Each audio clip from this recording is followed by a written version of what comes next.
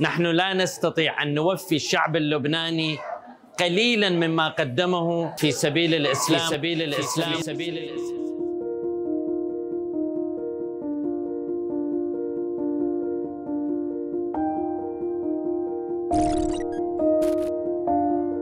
تقدم مؤسسة الإغاثة والتنمية المساعدات المالية والألبسة للضيوف اللبنانيين المتواجدين في كربلاء المقدسة، بالإضافة إلى الرعاية الصحية عبر مستشفى الإمام الحجة الخيري.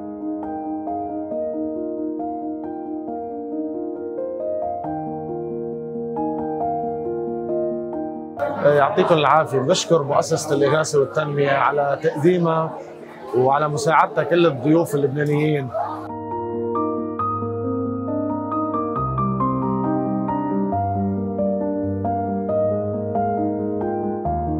نشكر مؤسسة الإغاثة والتنمية والمتبرعين على المساعدات المالية والصحية والملابس.